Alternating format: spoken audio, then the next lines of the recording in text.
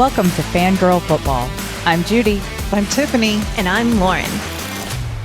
Hey, y'all. We've got some news highlights to help you jump on the waiver wire if needed or build up your lineups. We have a couple of daily fantasy free contests. We'd love to have y'all join us in playing daily fantasy. Check out our website at fangirlfootball.com to join. And if you enjoy our podcast, we'd love to hear from you. The best way you can support us is to leave a 5-star review or follow our podcast or subscribe to our YouTube channel. Getting positive reviews really helps our rankings and it will support our show. So let's jump into those office talking points, Judy. Yeah, so Sunday was fun. I enjoyed it. Hope you did too. It was good to see. But poor Tyreek Hill, before he ever got to the stadium, ended up handcuffed face down on the road. So the officer that handcuffed him has been placed on administrative leave, and they've launched an internal affairs investigation. Hill says he's still trying to figure out what went sideways in that stop. He said, "I wasn't disrespectful because my mom didn't raise me that way. I didn't cuss, didn't do none of that. Like I said, I'm still trying to figure it out, man." The video I saw was pretty crazy. It was a busy road. There are 4 police officers standing around him as he's face down, handcuffed on the ground. He also had one of his defensive tackles stop by and tried to help him and apparently ended up getting handcuffed as well. I just can't even imagine what was going on here, but it didn't affect Tyreek Hill's performance on the field. He had 7 catches on 12 targets for 130 yards and a touchdown. They're playing on a short week this week, so he's playing Buffalo on Thursday night. It will be interesting to see what shakes out of this. I feel really bad for him because it just looked like a situation that had gone really wrong. I've heard numerous reports too about what the actual charges. I say charges in air quotes because I don't know that he was actually charged with anything. But careless driving and a seatbelt violation was the latest that I heard. I've heard speeding 100 miles an hour, but if you watch that video, that road's busy. I don't know how you could be going 100 miles an hour on that road, but it was probably a little bit earlier in the morning too.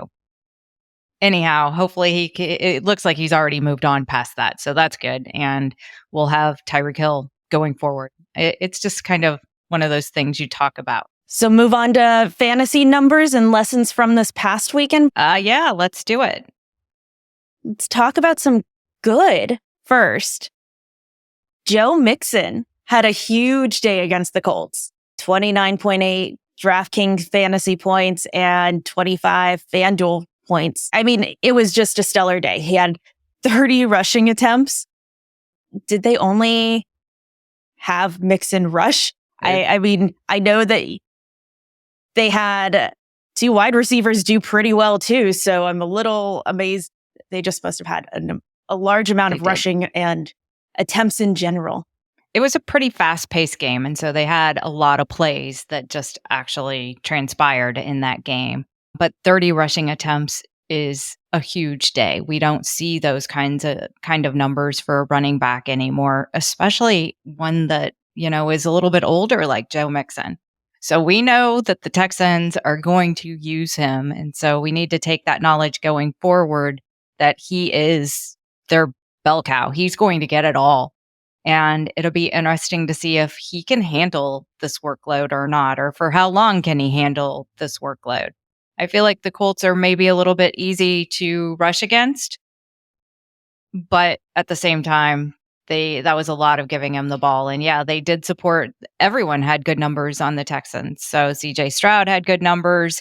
I guess Tank Dell didn't. He was kind of the receiver that was left out. Nico Collins and Stephon Diggs both had touchdowns. Nico and Diggs were both in the top 11 wide receivers for this weekend, which is kind of crazy to see one team have 2 top 11 wide receivers. So they just produced all sorts of fantasy relevant players for us for the week on their 29 points. It should be noted, almost 60 points. I guess it was 56 points scored in that game.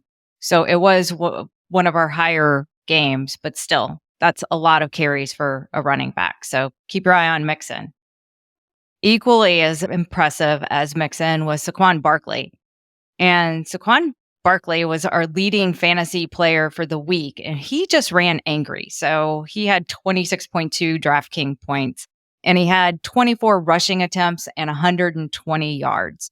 I am looking forward to when the Eagles play the Giants because he might be trying to run up, a 200-yard game on the Giants. And given how the Giants played this weekend, he should be able to do it. That was bad. But we're sticking with the good still. Jayden Reed just edged out Cooper Kupp. Cooper Kupp, DraftKings points 35, FanDuel points 25. I was really blown away by the game last night, and I was not expecting Kupp to get targeted nearly as many times. I was kind of wondering what game we would see with Nacua and Kupp and all the discussions leading up to this year. But Kupp was targeted 21 times with 14 receptions. Yeah. For context, the next highest was 12 for wide receivers. Yeah, I don't know that we've ever had a wide receiver get 21 targets. Puka Nacua did leave the game in the second quarter, but still, they've got other wide receivers there. And I don't know, Kupp must be having breakfast again with Matthew Stafford to get targeted that many times. He must have just been staring him down. It's not like I got to stay awake and watch the end of the game because here on the East Coast, I can't stay up that late. Plus, it went into overtime, and I still have it on my list to go back and watch on NFL Plus, the condensed version, because I've heard it's very good, but I have not seen it. I've just seen the stats and 21 targets. I think we know where that ball's going, and Puka Nacua is going to be on our injury list, so if he's out for a while, it's all going to Kupp, it looks like. It's the opposite of last year. It is. Like, I guess every other year, they're just going to, have one of them healthy, and that's who gets all the targets. In a similar surprise, Isaiah Likely with Baltimore Ravens. DraftKings points 29.1, FanDuel 21.6. I think we were all really surprised on Thursday when Mark Andrews wasn't really used. Yeah. Yeah. I'd like to say that I was surprised. But I wasn't. Well, I thought that Isaiah Likely was going to be their tight end this year. Now, we're all speculating a little bit. Was it because of Mark Andrews' car accident? But he was still out there blocking. It's not like, oh, well, I can block, but I can't go down the field for a catch. I don't get, really that thinking that it was because of his car accident. I think that Mark Andrews is a better blocker and Isaiah Likely is fast and young and a better receiver. So I think we're going to see a lot more of both of them on the field like we did see on Thursday night. And we'll see if Mark Andrews gets to play a different role. Or maybe it was just more the defense was keying on Mark Andrews and not Isaiah Likely, and it played out that way, and it could swap in the upcoming weeks. I hope we get to see more. It was fun to watch Isaiah Likely, and yeah, I was rooting for him, and I'll admit I was very upset with the rolled back touchdown. I think the jokes that I have seen going around is that he needs to start wearing white shoes or white cleats, but I'd love for that to have been a valid touchdown personally. Yeah, that would have been fun. I saw how it was like all Lamar Jackson's fault. I'm like, how is it Lamar Jackson's fault that, it was an inch, not even an inch, that his foot was just barely out. It would have been fun to have seen overtime, but we're going to have to wait on that. But I think we'll see a lot more Isaiah Likely, and it was funny because for the most part, tight ends let us down over the weekend, and we'll go into some significant injuries here in just a bit, but the tight end production wasn't really there. And then we get this surprise performance by Isaiah Likely. It's what makes the NFL fun. We've spent 6 weeks, 8 weeks, speculating over what was going to happen. And then we get this first weekend and we're like, wait, I knew 3 things that were going to happen and everything else I got wrong. I think I texted you at one point saying, I think I jinxed things. Yeah. And then it reversed pretty quickly. But there was a short second there where I felt like I had jinxed a whole bunch of things. But In similar surprises, Baker Mayfield was looking good. I was not expecting that for some reason. I wasn't either. I mean, I expected the Bucks to be good, but not like this good. So Baker Mayfield had a strong performance yesterday. And I'm glad that he gets to, stay with the team because he's been bounced around a lot in the NFL. And to be able to build on the same wide receivers and the same team, I think is really, really helping him. We will have to, keep an eye on it because the Commanders gave up a lot yesterday, and I wasn't expecting that either. But how much of this is the Commanders looking bad versus the Bucks looking really good? And I don't know, but they let Baker Mayfield rack up 29.66 fantasy points, both DraftKings and FanDuel. He had 4 passing touchdowns and 289 yards. He was 24 of 30 for his passing completions, and that's 80%. That's huge for a quarterback. Next up, the Bucks are going to play Detroit. And we saw last night that Detroit allowed a lot of completions, and so we'll see if the Bucks can handle it in Detroit or not. It'll be exciting to see if we can figure things out. Of course, I always feel like when we're watching these games and you start building on the weeks, it's like, okay, well, this team's better than that team. And then when they lose to somebody that you thought was really bad, how do you even mentally process that? I had some of that this weekend with Atlanta and the Steelers. Just leading up to that, we've chatted so much about how Atlanta's looking good. And the Steelers had a lot of stuff going on. So even this first weekend, I think a little bit of the, wait a second, I wasn't expecting this loss. Yeah, that's a good transition into our bad. So we took a look at the really, really good, the top. I mean, there was a lot of average too that we're just going to kind of skip over right now in the average. We will talk about it more tomorrow when we're reviewing the new matchups. But for now, we'll just kind of skip. There was a little bit of good and then a lot of average and then more than our fair share of bad as well. I don't know if they're just not getting into the hang of playing, but I feel like we had more good in the preseason than we had really yesterday. You were talking about Atlanta. We'll just go straight to Kirk Cousins. He looked bad. He just looked bad. 8.2 fantasy points. 8.2 from a quarterback. 155 yards, 2 interceptions, 1 touchdown, 2 sacks, 16 of 26 on his passing attempts, and his longest passing completion was 20 yards. This is not what they brought Kirk Cousins in to do. And if he's going to play like this, how long is it before we see Michael Penix Jr.? I don't feel like it was either the offensive line collapsing quick or anything. So Kirk Cousins was getting hound. It just felt like Kirk Cousins was slow. And so not making those decisions or not making that reaction of, oh, I need to run this. And coming off of an Achilles tear, I wouldn't be surprised if he wants to avoid the, oh, I need to run this. Yeah. But then you need to figure out quick who to throw the ball to and throw it. That's very true. It's got to be, a decision. And if it's the coaches that aren't calling those quick passing plays, and we need to learn, are they trying to let the route develop and it's too long, he doesn't have the time, or they just need to design quicker pass plays? And hopefully they'll bounce back after this. I think we all thought that we were going to see more from Kirk Cousins, but we did get to see Bijan run, but he wasn't real effective in his running either. He had 18 running attempts, which was a good number, but at the same time, he just didn't produce a whole lot with it. I think the Steelers have a decent defense, and then the Falcons losing this game was sad. I think it would have probably been a different story if, Russell Wilson had actually have started. Justin Fields kind of was able to run around on the Falcons and pulled this game out for the Steelers. One of the average performances was on the other side of the Tampa Bay Bucks game, and that went to Jayden Daniels, who I was really excited to see play.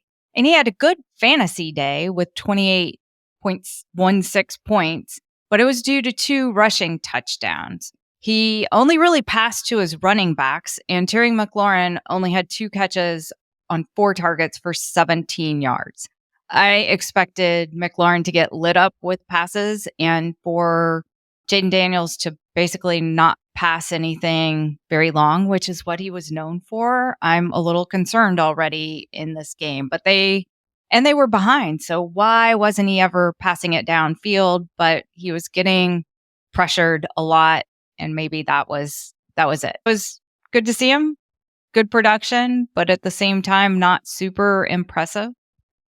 I think one of those rushing touchdowns, it's lucky he got because he originally got it and then his helmet came off. So hopefully this next week his helmet's a little tighter, more secure on his head. In that same line of not quite what we expected, Marvin Harrison Jr. He only had 1 catch in his NFL debut. And I know he was going ADP 15 during draft season, but it was 1.4 DraftKings points, 0.9 FanDuel points, 3 targets, 1 catch, 4 yards. He was on the field, just didn't do a whole lot, and that was a big letdown for me. It definitely was. And for him to be on the field almost, I think he was off the field for like 4 offensive snaps or something crazy like that. He was always on the field, and to not even be targeted, was he running the wrong routes? I did see one play though, I think where he was like waving his hand and Kyler Murray didn't see him. So there was some of that going on as well, but still for him just to almost get skunked, to have one catch and be one of our higher picks. I think we all had that concern about Marvin Harrison Jr., and we'll have to see how next week goes. I was really excited for that game at first because I watched it early and I saw the Cardinals had a big lead, and it was lining up with that 80% of the time the West Coast team that travels east wins and everything. And so it was fun to watch, and then to watch, it kind of felt like they fell apart in the second half. They did. They still hit the point spread was 6, so it was a push. I had money on it, but it just ended up a push. I needed the Bills not to kick that last field goal, and then Arizona would have covered the spread. But at least Vegas had that one nailed pretty much. On another game that I was excited to see that looked really bad, Cincinnati Bengals looked awful in their loss, and that loss to New England probably took out like half of the people in their eliminator pools because that's who they had picked to survive the week. I was one. Jamar Chase did catch all 6 of his targets, and after the game, he went to get an IV since he had food poisoning. And I know that you can feel really crappy with food poisoning. I wouldn't even be on the field. Joe Burrow was 21 of 29. The problem was they had 2 fumbles that they lost, and they were really at bad times when they were either backed up against their own goal line or they were about to score. We were talking earlier about Joe Mixon, who rushed 30 times. And the Bengals only ran 45 plays total. Now, the Bengals gave away Joe Mixon, and they did run Zach Moss a considerable amount of time yesterday. He was somewhat successful, but they just didn't do anything. And New England held the ball for 10 minutes more than Cincinnati. That's almost that's almost a quarter. It's 2/3 of a quarter. So they held the ball that much more, possessed the ball that much longer than the Bengals did. And you can't score really if you don't have the ball. This was stunning. And it wasn't a 1 touchdown game either, or a super single digit game where you can kind of argue, well, both the defenses showed up. Yeah. No. This was just bad Cincinnati Bengal football. And I don't know if it's losing their offensive coordinator, if it's Jamar Chase sat out all of preseason, or if it's he had food poisoning, or if we should be worried about Joe Burrow and actually throwing the ball. But we saw him actually throw the ball in preseason. So I don't really know that that's it. We'll wait and see what we get in week 2. Yeah, I don't know what it was yesterday, but not only did I see a lot of snaps right on their own goal line for some teams, but I also saw the most number of safeties in a single game I've ever seen. And as much as I am a Seahawks fan, 3 safeties in a single game was mind-blowing. It was. Yeah. There were times when I saw the score of that game and it looked like I was reading baseball scores. It's like 5-3. And you're wondering what is going on. And 5-3, no one scored a touchdown and they've gotten 2 safeties.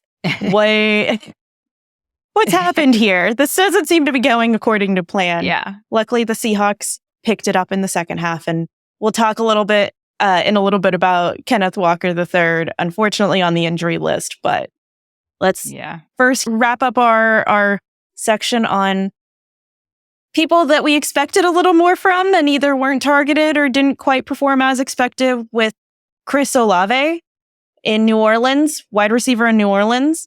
He was only targeted twice. I know he was going pretty high, ADP 17. I was expecting more.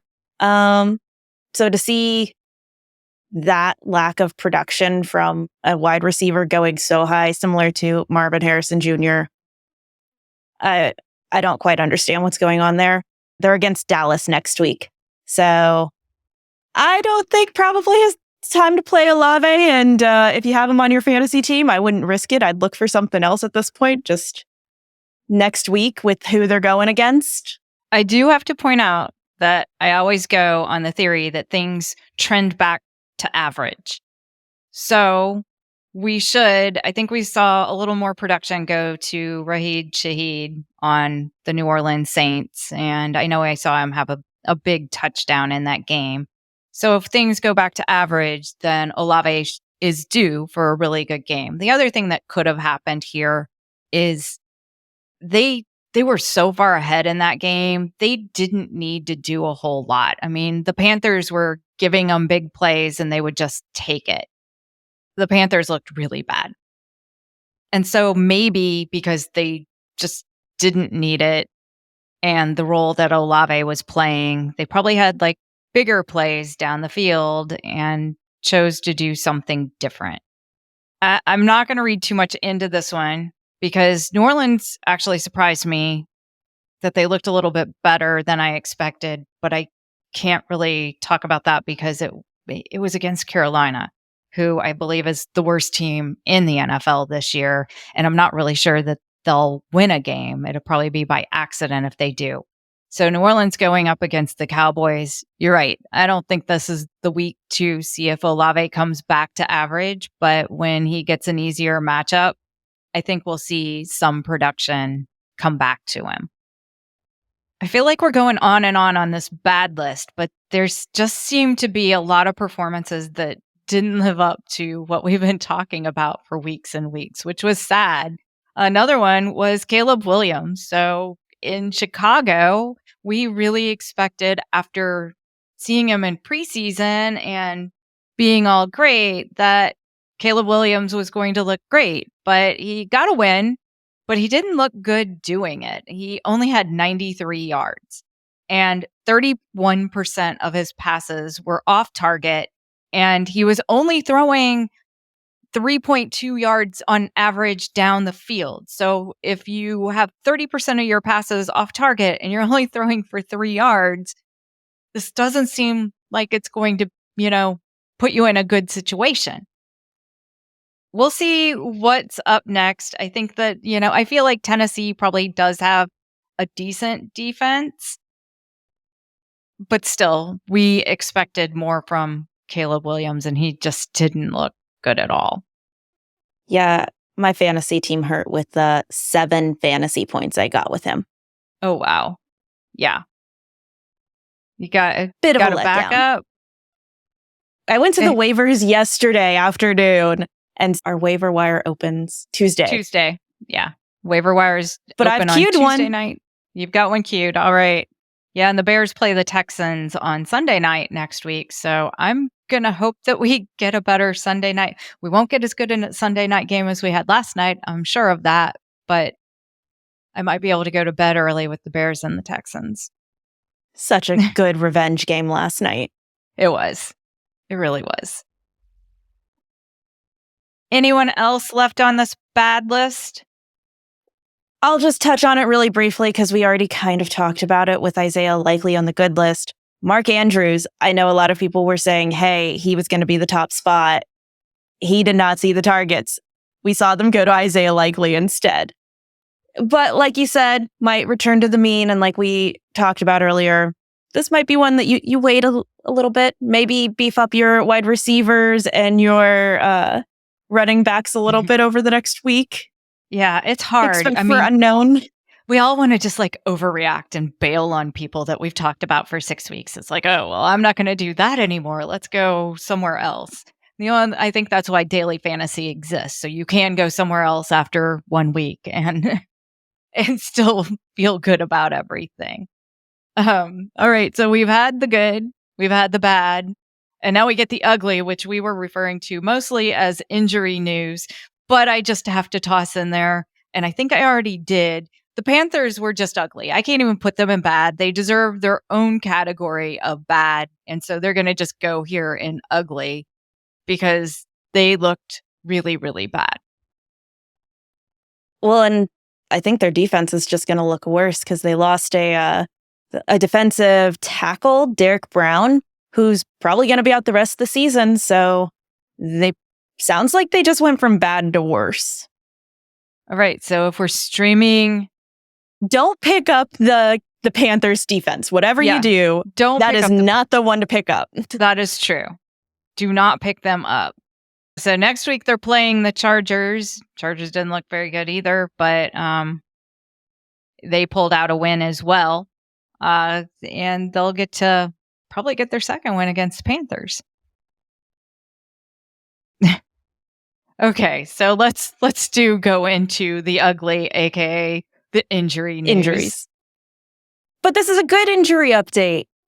Hollywood Brown, the head coach for the Kansas City Chiefs, said he is feeling better and getting close to a return. So week 2 or week 3, it's still a little iffy if it's going to be week 2. So keep tuning in through the rest of the week. We'll probably have more updates or morning of updates even of if he's going to play this next weekend. Yeah, if Rashee Rice and Xavier Worthy play like they did last week for Kansas City, I don't know that they need Hollywood Brown coming back too soon. So we'll see. And next week the Chiefs are playing the Bengals. He might get another week to rest and be okay with Kansas City moving on.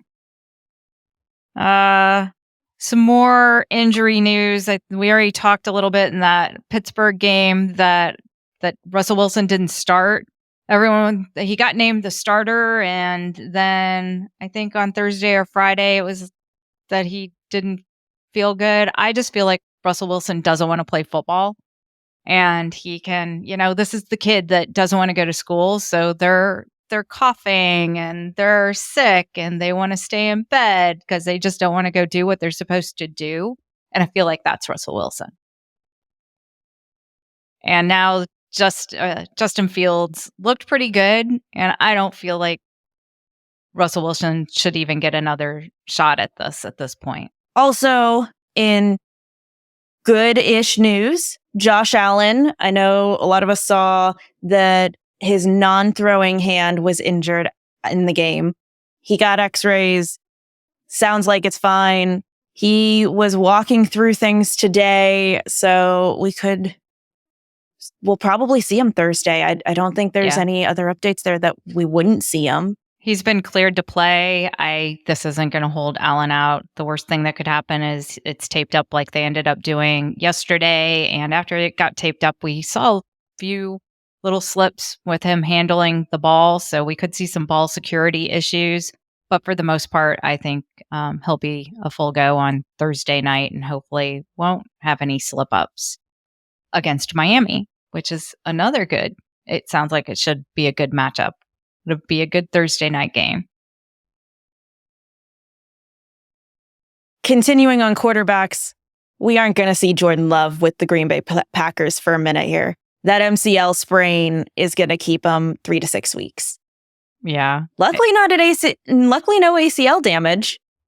That's true. One of the things that I felt bad for him in this game was he had to wait to fly back from Brazil to get the MRI. And that's going to be more of a concern as we play more games overseas. And the NFL is even talking about like Australia and Asia. If the players can't get medical care until they return, that's a long flight to be dealing with some of these injuries. I'm surprised to hear that. I feel like that's a gap that they didn't figure out in advance. They kind of just went, oh, no one's going to get hurt. Yeah. I mean, or if they get hurt and it's bad enough, we'll just go to the emergency room. And maybe they will, but I'm surprised a little bit that the players union hasn't, balked at this a little bit more and wanted to take care of their players a little bit differently. All right, who else do we have injured? Kenneth Walker III with Seattle. I was really bummed to see this. He had a great late second quarter, mostly second half. He was looking really, really good. I was very happy. He kept getting the ball, kept running it down the field, and then went out with an abdomen injury. His history does include a sports hernia surgery and a couple other injuries, so I'm a little concerned, but we'll have to keep monitoring and keep y'all updated because I was really excited for Walker this season. This is another one on the list where I was super excited for, and I really hope he has a speedy recovery and it's nothing bad. Yeah, this doesn't sound good. I think we all ought to put Charbonnet on speed dial on the waiver wire report for tomorrow night, because if you're needing a running back, I think he's probably available and he's going to get a lot of work. And he looked good on Sunday too. Once Walker went out, Charbonnet had his own touchdown and also looked good. He did. T. Higgins was inactive for last Sunday's game. He has a hamstring injury, and those hamstring injuries just linger. So we'll have to keep an eye on him and see if he can make it back week 2. See if he's practicing later this week, and we'll definitely watch it. I don't think anyone was really expecting him to be out, and then the Bengals look so bad that if he's going to be out, they need to figure out a different game plan anyway. Of course, they weren't passing the ball. They just weren't doing a whole lot with the ball. They didn't have the whole lot of the game. So we'll watch T. Higgins and his lingering hamstring issue. Rome Odunze got an MRI today. We're waiting for results. Hopefully it's nothing too bad. He caught only 1 of 4 targets this past weekend. Yeah, Caleb Williams needed to throw that ball a little bit more or something. I mean, he only had the 93 yards, and I think Odunze played the entire game. It wasn't like he wasn't out there, and I guess just after the game, he had a knee issue, and so they decided to make sure that it's all structurally okay. So this is another one that we've really got to keep an eye on this week to see if he's going to be able to play. But a huge disappointment because we all thought Rome Odunze was going to be really big and we were excited to see him. So speaking of knee injuries, Puka Nacua left the game in the first half. It was the same knee. Seemed like it might not have been quite as good to come back as anticipated. We'll probably have to keep an eye on the status there and keep y'all updated on timeline as we find out more. Yeah, I don't think he's playing. They need to give him a rest, apparently, and he wasn't ready to be there. So we'll see what happens this week. We'll keep an eye on it, though, and see who's practicing and who's not as the week goes on. Moving to tight ends, Jake Ferguson. He has an MCL sprain, and that's really sad because I know we were all expecting Jake Ferguson with the Dallas Cowboys to have a really big role this year. And so to go out, he's going to be out 3 to 6 weeks recovering with that MCL sprain. It's not season ending, and they'll have the option of putting him on IR if he's going to be out 4 weeks. I don't know where their bye week falls, but they could, depending if they have a later bye, then they could put him on IR. But I think theirs is a lot later. A lot of teams have byes like week 12 this year. So probably not. They have Luke Schoonmaker, and that's last year's second round pick, will be picking up the slack. So we may see even more CeeDee Lamb now that, all the contract dispute is over there. Maybe CD is just going to get all the targets. Maybe stash Jake Ferguson on your IR spot and try to go quickly grab Isaiah Likely if he's available, if no one drafted him. But otherwise, you're going to be looking for a tight end. And you won't be the only one, because there is another tight end that suffered injury. David Njoku, ankle injury, left the game with a high ankle sprain. Could be a good candidate for an IR, as the average time missed with a high ankle sprain is 5.2 weeks. I can't imagine coming back quite that quickly after a high ankle sprain, having experienced one myself. But I mean, they got miracle doctors on the NFL side. It's interesting. I just realized that both of these tight ends were in the same game, and they both got injured. And now we're going to wait and see if it doesn't sound like either one of these will be playing this weekend. So if you drafted Jake Ferguson or David Njoku, you need to go pick up Isaiah Likely or start scouring the waiver wires for maybe Taysom Hill. New Orleans loves to use him in some different roles, and we'll have to work on some other pickup advice as well. So to wrap us all up, there was some contract news, and it wasn't Jamar Chase this weekend that surprised me. Dak Prescott is now the highest paid player in NFL history with a 4-year, $240 million contract. $231 million of it is guaranteed. I'd love to make $60 million per year. I'll just take, $2 million or $1 million per year. But yeah, I'm with you. And he played like he was worth it on Sunday. He did. With the Cowboys beating the Cleveland Browns 33-17. He had a really good game. I actually expected this to be a really tight game. I thought the Browns had a really good defense and would be able to shut down a lot of the Dallas Cowboys' weapons, and they had a great game, and particularly Dak Prescott. So he was very motivated to play after getting paid.